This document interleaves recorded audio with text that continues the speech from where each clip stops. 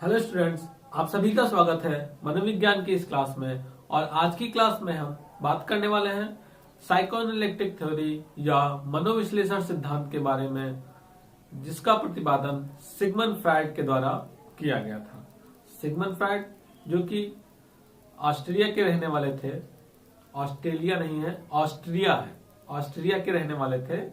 और इन्होंने मन के ऊपर, व्यक्ति के मन के ऊपर काफी ज्यादा वर्क किया और इन्होंने इसके बाद एक सिद्धांत दिया जिसे हम मनोविश्लेषण सिद्धांत के नाम से जानते हैं। और इनको मनोविश्लेषण सिद्धांत का या मनोविश्लेषण संप्रदाय का जनक भी माना जाता है। सिगमंड फ्रायड को मनोविश्लेषण संप्रदाय का जनक माना जाता है और इन्होंने मनोविश्लेषण सिद्धांत को थेरेपी के रूप में यूज करके इसमें कई सारी इन्होंने थेरेपी बताई, कई सारे चिकित्सा पद्धतियां बताई, जिसके आधार पर इन्होंने कई सारे ऐसे बीमारियों को दूर किया, ऐसी बीमारियों को समझा और उनको दूर किया जो जिस टाइम पर ये थे, हम बात कर रहे हैं एलिजाबेथ के टाइम की, तो उस टाइम पर ये एक चमत्कार की तरह था कि पैरालिसिस का प्रॉब्लम है, पैरालिसिस है किसी व्यक्ति को, किसी महिला को, और सभी डॉक्टर्स ने जवाब दे दिया है कि वह नहीं इलाज कर सकते या इसका इलाज संभव ही नहीं है।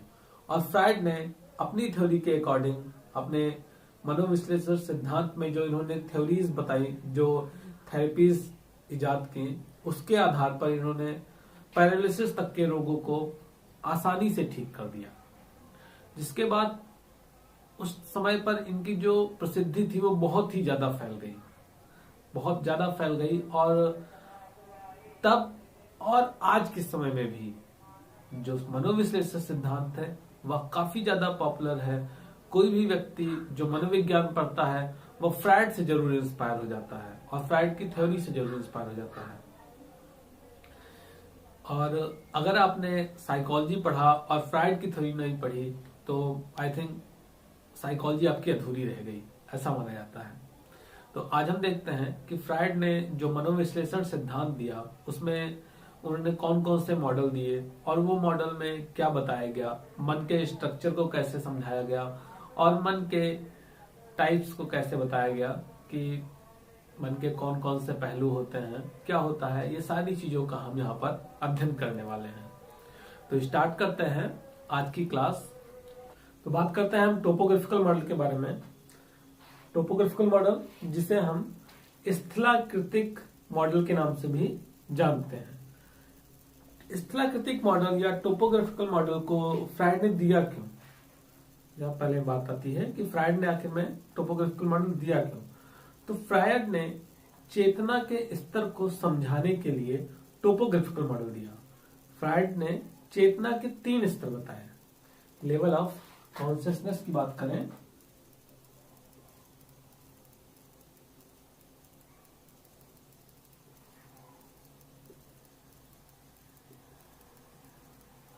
या चेतना के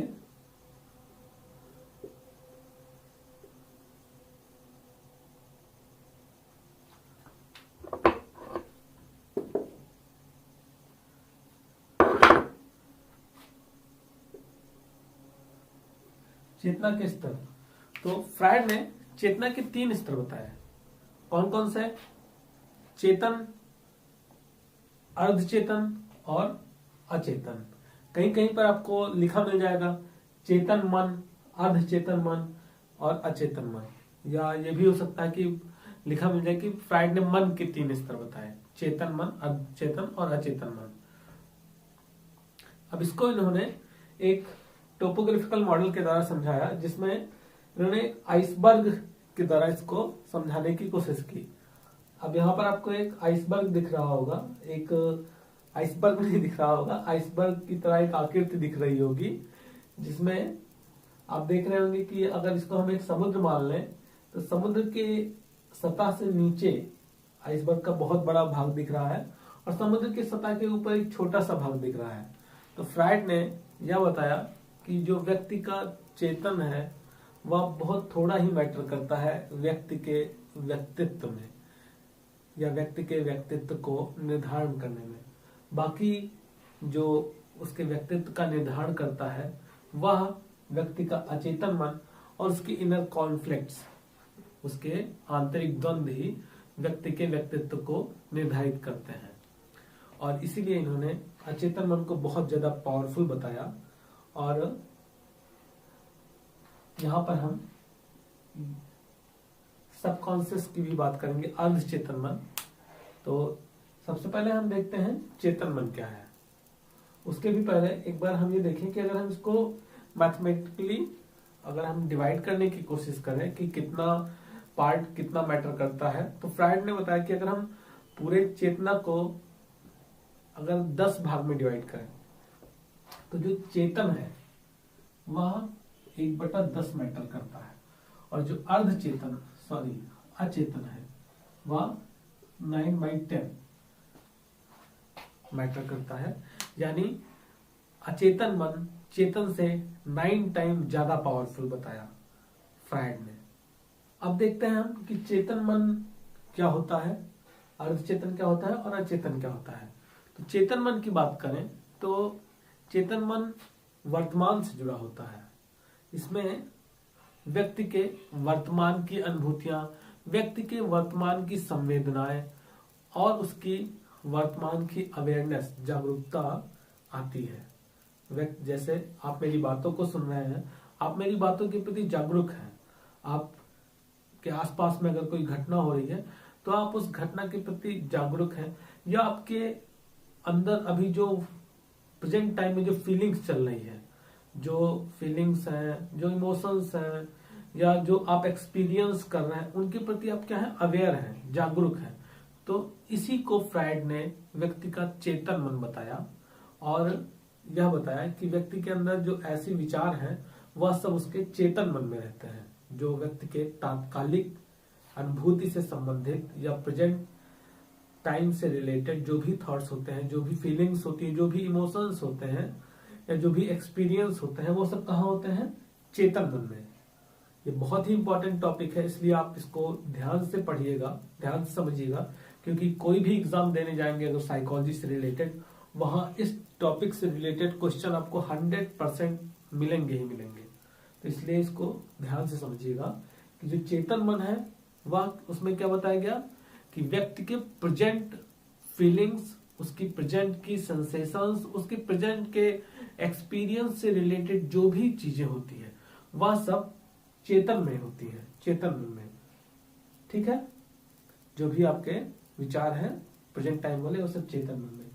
अर्धचेतन में क्या आता है, अर्धचेतन में व्यक्ति के ऐसे सूचनाएं या ऐसे विचार जो चेतन में नहीं है, मतलब आप प्रेजेंट में अभी नहीं सोच रहे हैं, प्रेजेंट में आपको नहीं ध्यान है, लेकिन अगर व्यक्ति कोशिश करता है तो वह वापस उन विचारों को या उन सूचनाओं को चेतन में ले आता है।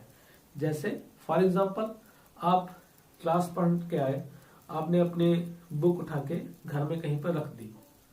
अब उसके बाद जब आप दोबारा शाम को पढ़ने बैठते हैं तो आप अपना बुक देखते हैं, बुक आपको नहीं मिल रही है, वो इंफॉर्मेशन आपको दिमाग में आ ही नहीं रही है कि बुक कहाँ है। लेकिन अगर आप थोड़ा सा बैठकर सोचते हैं और एक बार याद करने की कोशिश करते हैं कि मैंने बुक कहाँ पे रखी है, तो आपको फिर याद आ जाती है वो चीजें कि अच्छा मैंने बुक तो अलमारी में रख दी थी, या बुक मैंने अपने बैग में ही रख दिया था वापस। ये विचार कहाँ पे है या सूचना कहाँ पे थी, ये अर्धचेतन में थी। अर्धचेतन जो हम इसको कह सकते हैं, ये आपका जो ये पार्ट है ये अर्धचेतन है। अर्धचेतन क्योंकि चेतन से ऐसी इंफॉर्मेशन अर्धचेतन में पहुंचती है, लेकिन जब व्यक्ति दोबारा कोशिश करता है तो वह इंफॉर्मेशन वापस चेतन में आ जाती है। जैसे बुक वाला एग्जांपल हुआ, या मान लीजिए आप बाइक की चाबी घर में कहीं रख दिए, याद नहीं आ रहा है, लेकिन अगर याद करने की कोशिश करते हैं, बैठ के सोचते हैं 2 मिनट, तो आपको वापस आ जाती है। तो जो इंफॉर्मेशन, ऐसी इंफॉर्मेशन जो थोड़े समय के लिए आपके माइंड से गायब हो गई थी, लेकिन आप जब उस पर थोड़ा सा फोकस करते हैं तो इंफॉर्मेशन वापस आ गई आपके माइंड में, वो कहाँ पे है, वो विचार कहाँ पे था या वो सूचना कहाँ पे थी, वो आपके अर्धचेतन में थी। इसीलिए अर्धचेतन मन को, इसीलिए जो आपका अर्धचेतन मन है उसे अवेलेबल मेमोरी के नाम से भी जाना जाता है। कहीं कहीं उसे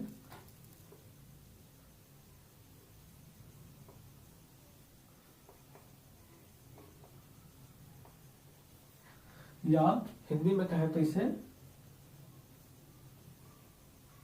सुलभ स्मृति। सुलभ स्मृति क्यों कह रहे हैं? क्योंकि ऐसी सूचना जो थोड़ा सा ध्यान देने पे वापस माइंड में आ जा रही है, चेतन में आ जा रही है, तो इसीलिए इसको सुलभ स्मृति कहते हैं। ठीक है, अवेलेबल मेमोरी। ये क्वेश्चन लास्ट टाइम आ चुका है आपके कोर्स में। बीए फर्स्ट ईयर के जो बच्चे हैं उनके कोर्स में, उनके क्वेश्चन पेपर में ये लास्ट टाइम ये क्वेश्चन आया था कि सुलभ स्मृति किसे कहते हैं। तो सुलभ स्मृति किसे कहते हैं? अर्धचेतन मन को सुलभ स्मृति के नाम से भी जाना जाता है। ठीक है, अब हम बात करते हैं अचेतन मन की। चेतन समझ में आ गया, अर्धचेतन समझ में आ गया। चेतन आपकी वर्तमान से की अनुभूति, वर्तमान की फीलिंग्स, वर्तमान के एक्सपीरियंस, वर्तमान के आपके सेंसेशंस या संवेदनाओं से संबंधित। अर्धचेतन ऐसी सूचनाएं जो आपकी चेतन में नहीं है बट आप कोशिश करते हैं तो वापस वो चेतन में आ जाती हैं। अब हम बात करते हैं अचेतन मन की, जिसे फ्रायड ने सबसे ज्यादा प्यार दिया। मतलब ऐसा कह सकते हैं कि फ्रायड को सबसे ज्यादा पसंद था और फ्रायड ने बताया कि व्यक्ति का जो व्यवहार होता है या व्यक्ति का पूरा व्यक्तित्व ही अचेतन मन ही निर्धारित करता है। उसकी बात करते हैं। अचेतन मन में जो भी थॉट्स आते हैं वह बहुत ही अनैतिक होते हैं, असामाजिक होते हैं, घृणित होते हैं, हेटफुल होते हैं। और कह सकते हैं कि जो भी सेक्सुअल थॉट्स आते हैं वो या एंटी सोशल थॉट्स आते हैं वो सब के सब अचेतन मन में होते हैं। ठीक है, अब अचेतन मन में पहुंचते कैसे हैं? क्योंकि कोई भी व्यक्ति है उसके मन में ऐसे विचार आते ही आते हैं, चाहे वो असामाजिक हो, अनैतिक हो या घृणित हो। ऐसे विचार जब व्यक्ति के मन में आते हैं तो व्यक्ति क्या करता है? मैक्सिमम जो पर्सन होते हैं वो क्या करते हैं, जब भी ऐसे विचार आते हैं तो उन विचारों को वो सप्रेस कर देते हैं। क्यों? क्योंकि उनको पता है कि ऐसे विचार अनैतिक हैं, ऐसे विचार असामाजिक हैं और अगर हम इनकी पूर्ति करने जाएंगे, अगर हम डेली लाइफ में इनको यूज करने की कोशिश करेंगे, इनको अप्लाई करेंगे, ऐसे विचारों पर अपने हम बिहेव करेंगे तो हमें शारीरिक और मानसिक यातनाएं भुगतनी पड़ सकती हैं। वह यातनाएं किसके द्वारा होंगी? परिवार के द्वारा, समाज के द्वारा या कानून के द्वारा। क्योंकि हमारे समाज में ऐसे कानून है, ऐसे नियम है, ऐसे मानक हैं कि वह हमें अनैतिक, असामाजिक व्यवहार करने की अनुमति नहीं देते हैं। तो जब भी व्यक्ति के मन में, अब व्यक्ति के मन में विचार आ रहा है तो चेतन मन में ही आ रहा है, क्योंकि चेतन ही वर्तमान से संबंधित है। अब उसके मन में अगर कोई सेक्सुअल थॉट्स आ रहे हैं, कोई एंटी सोशल थॉट्स आ रहे हैं, तो वह उन विचारों को दबाने की कोशिश करता है, उन विचारों को वह दबाने की कोशिश करता है। और जब वह उन विचारों को दबाता है तो वह उसके चेतन से उसके अचेतन में पहुंच जाते हैं। जो भी विचार व्यक्ति दमित कर देता है, व्यक्ति के मन में विचार आया और उस विचार को व्यक्ति ने दबा दिया, दमित कर दिया, तो वह उसके अचेतन में पहुंच जाते हैं। इसीलिए अचेतन मन को गार्बेज ऑफ माइंड भी कहा जाता है, मतलब मन का कूड़ेदान कहा जाता है या मस्तिष्क का कूड़ेदान कहा जाता है। कि जो भी अनैतिक, असामाजिक, सेक्सुअल, एंटी सोशल या हेटफुल थॉट्स आते हैं व्यक्ति के मन में तो वह उनको वापस दबा देता है, और दबाता है तो वो अचेतन मन में पहुंच जाते हैं। अब ऐसा नहीं कि अचेतन मन में पहुंच गए तो फिर अचेतन में ही रह जाते हैं। अचेतन मन में पहुंच तो गए, उसने कोशिश करके दबा दिया, लेकिन वह बार बार वापस चेतन में आने की कोशिश करते हैं वापस में।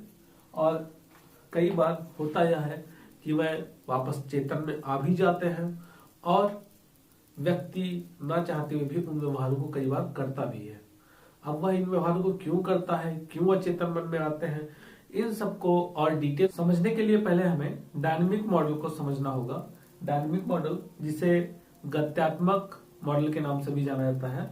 और कहीं कहीं पर आप अगर व्यक्तित्व की थ्योरी को देखेंगे, व्यक्तित्व सिद्धांत को देखेंगे फ्राइड के, तो वहां पर आपको लिखा मिल जाएगा कि संरचना, व्यक्तित्व की संरचना फ्राइड के अनुसार किस आधार पर हुई, तो वह ईड, ईगो और सुपर ईगो के आधार पर बताई गई है।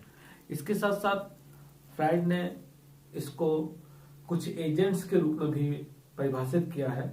फ्राइड ने ईड, ईगो और सुपर ईगो को ऐसे एजेंट्स बताए हैं जो व्यक्ति के अंदर मानसिक संघर्ष से उत्पन्न समस्याओं को समाधान करने में मदद करते हैं, उनके रूप में इनको परिभाषित किया है। तो एक एक करके हम तीनों को देखते हैं कि ईड क्या है, ईगो क्या है और सुपर ईगो क्या है। सबसे पहले हम बात करते हैं ईड की। ईड, जिसे हिंदी में इदम कहा जाता है। ईड पूर्ण रूप से जैविक प्रवृत्तियों के द्वारा नियंत्रित होता है तथा यह आनंद के सिद्धांत पर कार्य करता है।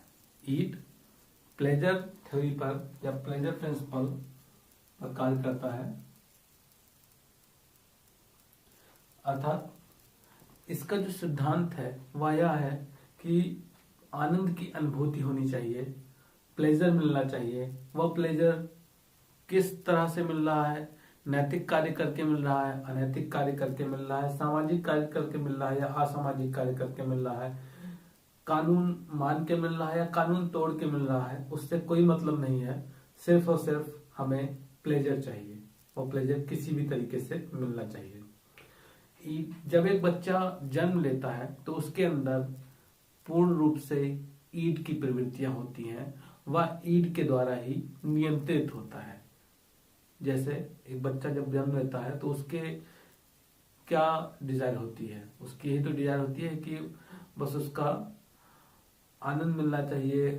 और आनंद कैसे, उसकी बेसिक नीड को कंप्लीट करके। बेसिक नीड यानी उसे दूध मिलना चाहिए, उसे नींद मिलनी चाहिए और उसे खेलना मिलना चाहिए। जब भी उसे भूख लगती है पर रोता है, उसकी माँ उसको दूध पिलाती है, उसके बाद वह सोता है या फिर खेलता है, फिर उसको भूख लगती है, फिर रोता है, फिर उसको दूध मिलता है, फिर वह अपना फिर से खेलने लगता है। तो वह पूरी तरीके से क्या कर रहा है, आनंद की अनुभूति ले रहा है, आनंद का जीवन जी रहा है। और इसी तरह से जब व्यक्ति बड़ा हो जाता है तो भी जो ईड रहता है वह यही सारी प्रवृत्तियों को दिखाता है और इसी तरह के व्यवहार करने के लिए व्यक्ति को प्रेरित करता है, जिससे उसको आनंद की अनुभूति हो। अब कहीं ना कहीं आप इसको कोरिलेट कर पा रहे होंगे ईड को, किससे, अचेतन से। कैसे, वो भी देखते हैं कि अचेतन में कौन सी इच्छाएं जाती हैं, अचेतन में कौन से विचार जाते हैं। जो चेतन में विचार आते हैं लेकिन वह विचार अनैतिक होते हैं, असामाजिक होते हैं और नियमों के विरुद्ध होते हैं, तो व्यक्ति उन विचारों को चेतन से अचेतन में धकेल देता है, पुश कर देता है वहां से। लेकिन वो विचार आते कैसे हैं, वो विचार क्यों आ रहे हैं, तो विचार किसकी वजह से आ रहे हैं चेतन में, वो आ रहे हैं यहाँ पर देखें तो ईड की वजह से। ईड की वजह से वो विचार व्यक्ति के चेतन में आ रहे हैं। क्यों? क्योंकि ईड चाहता है कि उसकी इच्छाएं पूरी हो, उसकी इच्छाएं पूरी हो, उसे आनंद की अनुभूति हो। अब वह आनंद की अनुभूति के लिए विचार उत्पन्न करता है। विचार उत्पन्न किया, उसको इससे मतलब ही नहीं है कि वो विचार नैतिक है, अनैतिक है, कोई भी हो, लेकिन वह विचार उसके मन, व्यक्ति के मन में आते हैं। किसकी वजह से? ईड की वजह से। और जब वह व्यक्ति के मन में विचार आते हैं, फिर अब विचार अनैतिक है तो व्यक्ति क्या करता है, व्यक्ति उसको नहीं मानता है। आप सभी देखते हैं, हम सभी देखते हैं कि हमारे मन में एक टाइम पे बहुत सारे विचार आते हैं, जिसमें से हम कुछ को मानते हैं, कुछ को नहीं मानते हैं। जैसे आप बैठे हुए हैं, आपका फ्रेंड आता है और आपको बोलता है कि चलो चलते हैं खेलने। आपको पता है आपका एग्जाम है या आपको कॉलेज जाना है, आप उसकी इच्छाओं को नहीं मानते हैं, लेकिन एक तरफ से आप उसी टाइम पे आपके मन में ये भी विचार आता है कि चलो खेलते हैं। आपने देखा होगा कि आपके मन में उस टाइम पे दो विचार आते हैं। एक विचार तो आता है कि चलो खेलते हैं, चलते हैं खेलने। वो किसका विचार है? वो आपके मन में जो विचार आया वो किसकी वजह से आया? वो आया ईड की वजह से। लेकिन उसी टाइम एक और विचार आता है कि नहीं, खेलना नहीं है क्योंकि कल पेपर है और आज हमें पढ़ना है। अब वो विचार कहाँ से आ रहा है? तो वो विचार आता है आपका ईगो से। ईगो जिसे आज तक हम लोग एक निगेटिव रूप में लेते आ रहे हैं।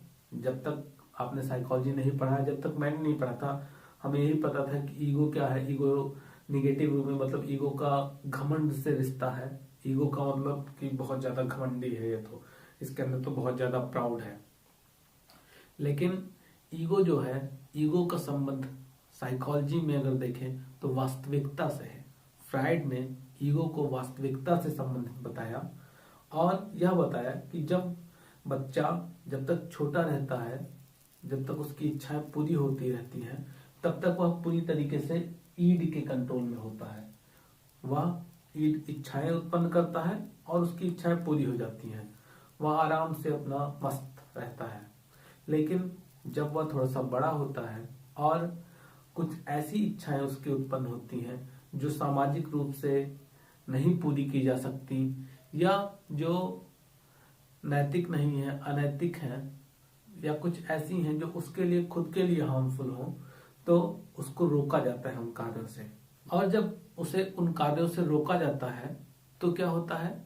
तब उसे निराशा उत्पन्न होती है, तब उसे फ्रस्ट्रेशन होता है, निराशा उत्पन्न होती है कि मुझे ये कार्य नहीं करने को मिला। लाइक कि एक छोटा बच्चा है, वह बाइक है, वह बाइक चलाना चाह रहा है, अपने पेरेंट्स की बाइक चलाना चाह रहा है कि मुझे तो बाइक चलानी है। अब उसके पेरेंट्स देख रहे हैं कि नहीं, अगर ये बाइक चलाएगा तो गिर सकता है और कानूनी रूप से भी ये बाइक नहीं चला सकता क्योंकि बाइक चलाने के लिए 18 साल का होना जरूरी है। तो दोनों तरह से देखा जाए तो वह उसकी इच्छा मानी नहीं जा सकती, जो कि उसके भी हित में नहीं है। लेकिन ईड की जो उसकी इच्छा कहाँ से आ रही? ईड की वजह से आ रही है उसके अंदर ये इच्छा कि मुझे तो बाइक चलानी है। अब जब उसके पेरेंट्स उसको मना कर रहे हैं कि नहीं, नहीं करना है, ज्यादा जिद करता है तो उसको मार भी पड़ गई। अब उसके अंदर निराशा उत्पन्न हुई कि यार मेरी ऐसी भी इच्छा है, मतलब ऐसा भी होता है कि इच्छाएं उत्पन्न होती हैं या मेरी जो इच्छा है वो पूरी नहीं होती है। तब उसको वास्तविकता का एहसास होता है कि हाँ, ऐसा भी होता है इस दुनिया में। क्योंकि उससे पहले तो उसके लिए वो दुनिया कैसी रहती है? वो ऐसी रहती है कि वो एक दुनिया एक जिन्न की तरह है, अलादीन के। जो भी इच्छा उत्पन्न कर रहा है वो पूरी होती जा रही है। जब पहली बार उसकी इच्छा नहीं पूरी होती है तब पता चलता है उसको कि नहीं, ये वास्तविकता कुछ दूसरी है। वास्तविकता ये है कि मेरी सारी इच्छाएं नहीं पूरी हो सकती हैं, मेरी वही इच्छाएं पूरी होंगी जो मेरे पेरेंट्स चुनेंगे, और पेरेंट्स उसके वही चुनते हैं जो उसके लिए नैतिक होता है, उसके लिए सही होता है, या समाज के अनुसार वह नैतिक कार्य होता है। फिर जैसे जैसे वह बड़ा होता है तो वह खुद भी समझ जाता है कि कौन से कार्य नैतिक हैं, कौन से कार्य अनैतिक हैं। तो एक तरीके से हम देखें तो जो ईगो की उत्पत्ति हो रही है वह किसकी वजह से हो रही है? वह ईड की वजह से हो रही है। ईड के द्वारा ही, ईड की जब इच्छाओं की पूर्ति पर लगाम लगाया जाता है तब वहां से ईगो की उत्पत्ति होती है और तब उसको वास्तविकता का पता चलता है। उस बच्चे को वास्तविकता का पता चलता है कि वास्तविकता कुछ और है। इसीलिए जो ईगो है, ईगो को रियलिस्टिक कहा जाता है या वास्तविक कहा जाता है। और जो आपका ईड है वह काल्पनिक होता है। ईड या काल्पनिक है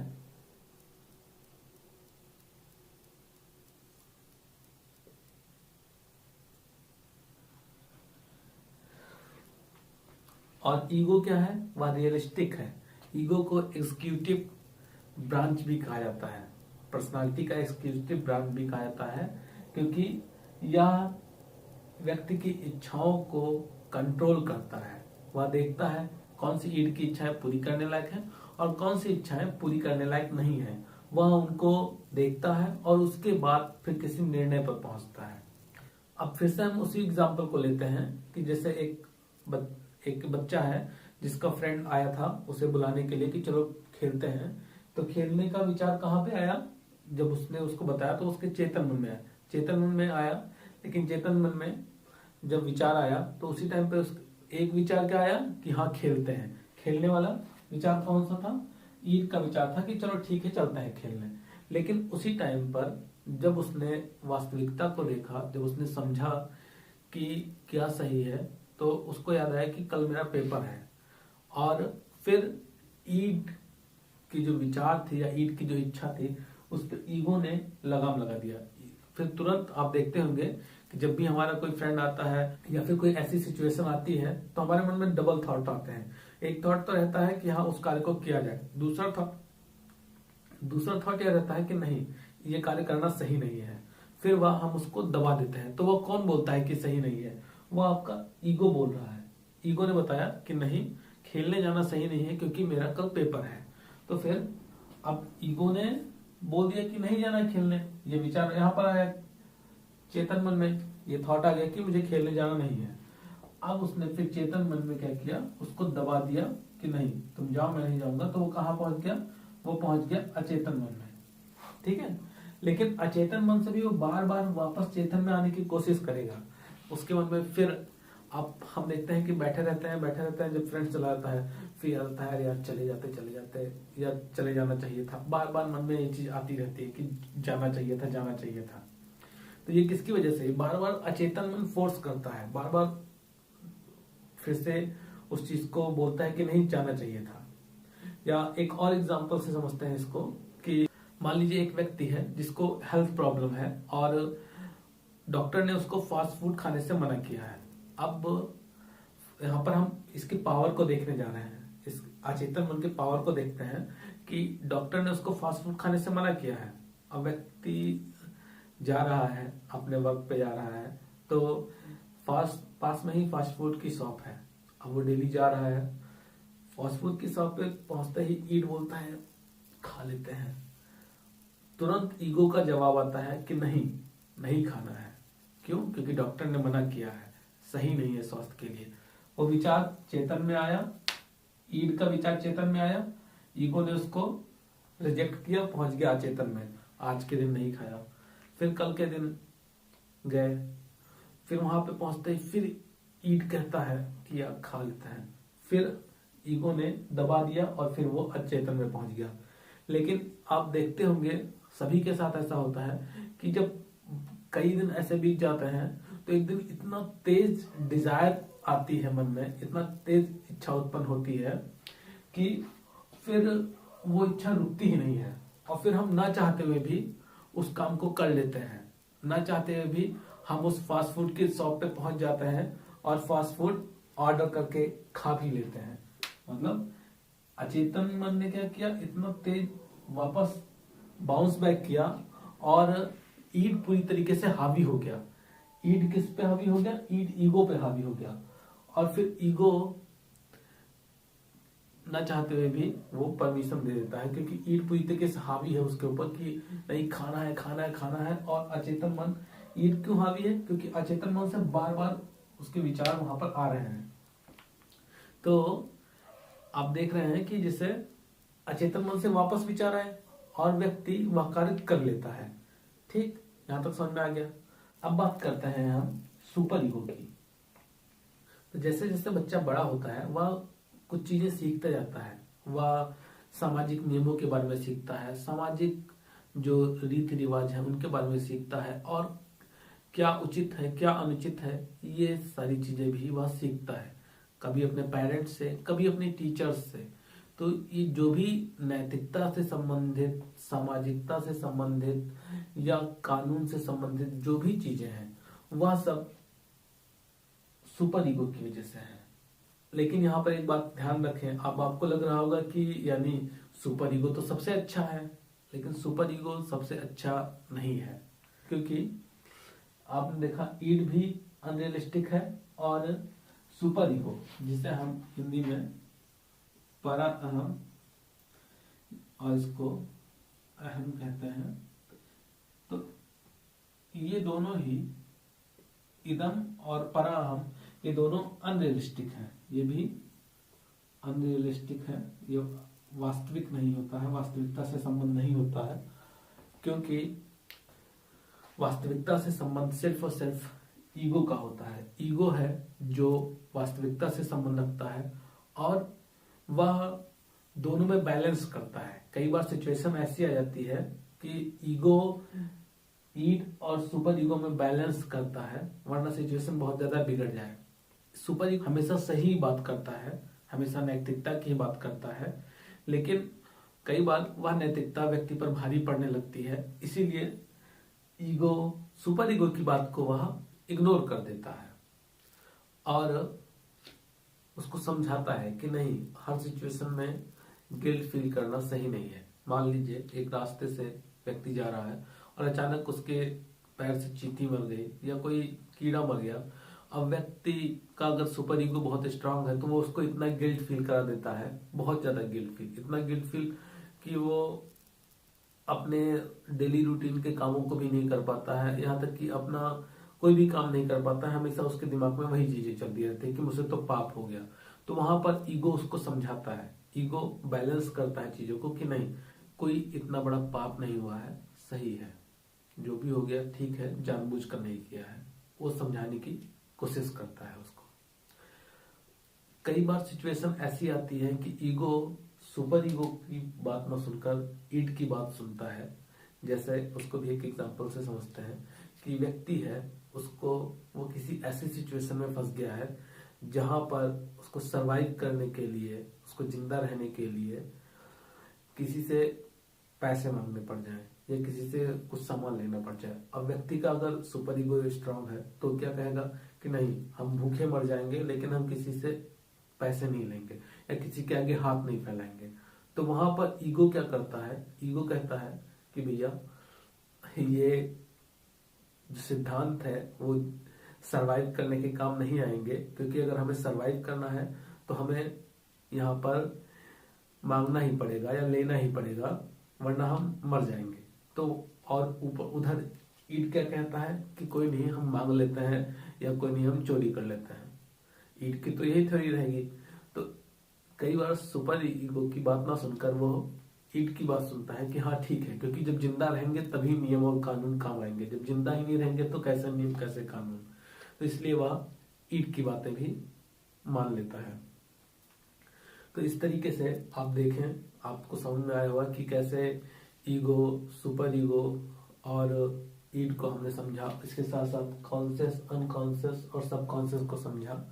यहाँ पर एक बात और मैं बता दूं कि अनकॉन्शियस में आपने देखा कि जो भी विचार हम डालते हैं वह वापस चेतन में आने की कोशिश करती है, और कई बार उन्हीं के द्वारा जब वो अनकॉन्शियस रूप से, अचेतन रूप से व्यक्ति के व्यवहार को प्रभावित करती हैं, क्योंकि बार बार वहां से फोर्स, बार बार चेतन से अचेतन में विचार आने की कोशिश करते हैं, तो व्यक्ति ना चाहते हुए भी वैसे व्यवहार करने लगता है। जो विचार वो दमित कर चुका है वह वैसे ही व्यवहार करने लगता है, और उसको पता भी नहीं चल रहा है कि वह व्यवहार किसकी वजह से कर रहा है। वो किसकी वजह से करता है, वो अचेतन के दबाव की वजह से करता है।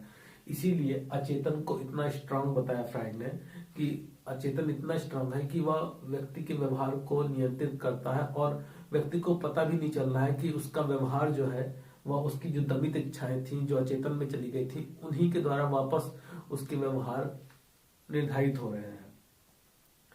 तो इसीलिए फ्राइड के द्वारा अचेतन को इतना पावरफुल और अचेतन को ही बताया गया कि व्यक्ति के व्यवहार को नियंत्रण करता है अचेतन। अब अचेतन का हम सही यूज कैसे कर सकते हैं, क्योंकि हमें पता है कि जो भी चीजें चेतन में आती हैं उनको जब हम सप्रेस करते हैं, जब दबा देते हैं, या कुछ समय बाद कोई भी विचार वो अचेतन में पहुंच जाते हैं। तो अगर हम अपने चेतन में अच्छे विचार लाएंगे जो हमारे गोल से रिलेटेड हो, हमारी लाइफ से रिलेटेड, हमारे सक्सेस से रिलेटेड हो, वही विचार अगर बार बार हम चेतन में लाते हैं तो वो विचार भी अचेतन में जाएंगे। और अचेतन का क्या है, अचेतन से वापस विचार चेतन में आने की कोशिश करते हैं। तो और वो भी आपको पता नहीं चलता, हमें पता नहीं चलता, वो अचानक हमारे बिहेवियर में दिखने लगते हैं वैसे। तो अगर हम अच्छी चीजों को अचेतन में डालेंगे तो अच्छे ही विचार वहां से वापस आएंगे, और जब अच्छे ही विचार आएंगे तो उसी के अकॉर्डिंग हमारा बिहेवियर भी होगा। तो इस तरीके से अगर हम चाहें तो अचेतन को एक पावरफुल वेपन के रूप में इस्तेमाल कर सकते हैं, और उसके साथ हम सक्सेस को भी पा सकते हैं। तो आज की क्लास में इतना ही। अगर इससे रिलेटेड कोई क्वेश्चन हो, कोई टॉपिक ऐसा हो जो ना समझ में आया हो, तो उसके लिए आप हमें बेझिझक कमेंट कर सकते हैं, पूछ सकते हैं और हम उसका जवाब देंगे आपको। धन्यवाद।